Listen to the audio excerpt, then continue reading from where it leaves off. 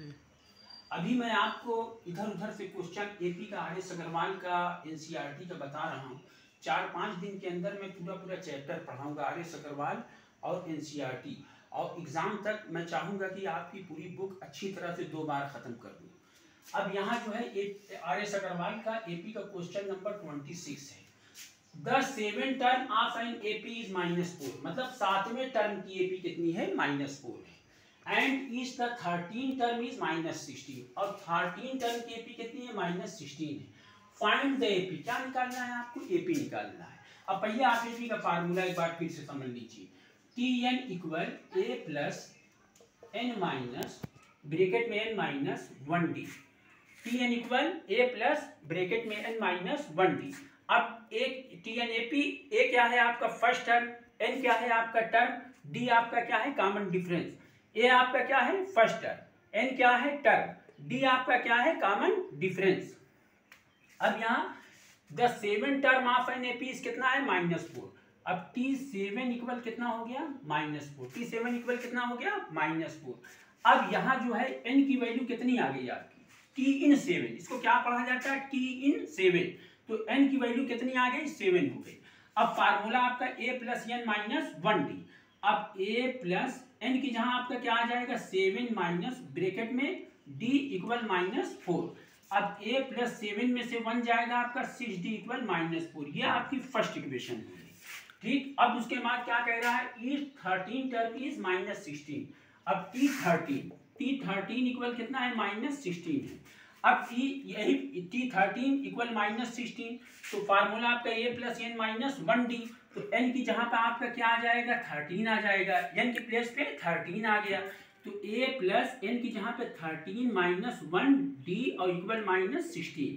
अब 13 में से 1 गया, 12d इक्वल -16। ये आपकी सेकंड इक्वेशन हो गई। अब ये आपके जो है linear equation in 2 variable, chapter 3 के रूल पे लगेगा, एलिमिनेशन मेथड पे। किस पे? एलिमिनेशन मेथड पे। अब a plus 12d equal -16, a plus 12d equal -16, ये आपकी सेकंड इक्वेशन, इसको ऊपर आप राइट कर लीजिए। फिर a प्लस 6d इक्वल -4, ये फर्स्ट इक्वेशन है, इसको इसके नीचे राइट कर दीजिए। अब यहाँ प्लस प्लस है, प्लस प्लस है, यहाँ भी प्लस है। अगर प्लस माइनस रहता तो आन एडिंग करते, लेकिन प्लस प्लस है तो इसलिए हम क्या करेंगे? आन सब्ट्रैक्टिंग करेंगे।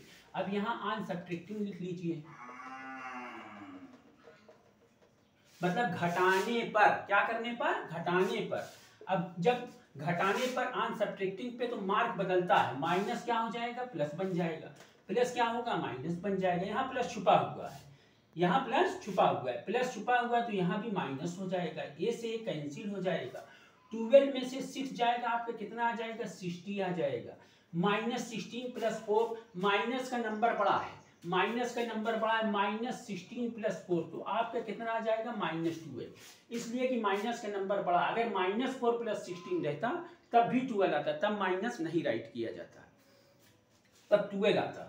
अब -16 + 4 तो -12 हो गया। अब d इक्वल -12, ये 6 से 12 में डिवाइड कर दीजिए, 6 × 12, d की वैल्यू कितनी हो गई? -2।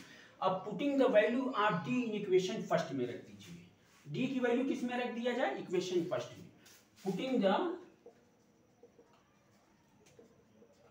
वैल्यू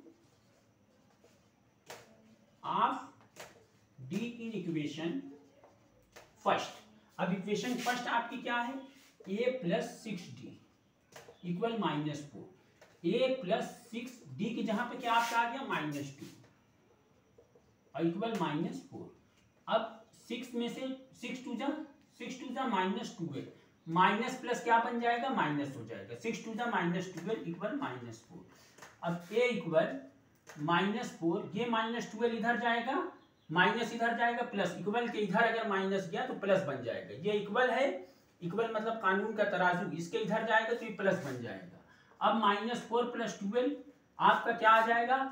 8 आ जाएगा, माइनस का नंबर छोटा है। तो ए फर्स्ट टर्म की वैल्यू कितनी आ गई? 8। कॉमन डिफरेंस कितना आया? d की वैल्यू -2। अब एपी बना लीजिए आप, एपी एपी का फार्मूला क्या है, ए फर्स्ट टर्म, फिर ए प्लस टी कॉमन डिफरेंस उसमें ऐड कर देंगे, फिर ए प्लस 2d, तीन ही सीरीज तक लेते हैं। अब ए की वैल्यू कितनी है 8, ए की वैल्यू 8 प्लस डी की वैल्यू -2, ए की वैल्यू 8, 2 इंटू डी की वैल्यू -2। अब 8 प्लस माइनस माइनस, 8 में से 2 जाएगा आपका क्या आ जाएगा 6 हो जाएगा, minus plus minus 8 plus minus minus 8 minus 2 plus minus minus 2 2 जा 4, 8 माइनस 4। अब यहाँ 8 में से 2 गया 6 आ गया, 8 में से 4 गया 4 आ गया। देखिए क्रम आपका बन गया 8 6 4, मतलब कि दो नंबर का डिफरेंस है, दो नंबर घट रहा है। 8 में से 2 गया 6 में से 2, ये आपकी एपी तैयार हो गई। आंसर आपका क्या आएगा 864। आपको पसंद आ रहा है तो आप सब्सक्राइब करिए, आपसे गुजारिश है, आपसे निवेदन है कि आप इसको सब्सक्राइब करिए, हमारे चैनल को बढ़ाने की कोशिश करिए, और हम आपको एक हफ्ते के अंदर अंदर पूरी चैप्टर वाइज पढ़ाएंगे, और पूरी बुक जो है एनसीईआरटी आदर्श अग्रवाल 2 बार एग्जाम तक रिपीट करने की कोशिश करेंगे।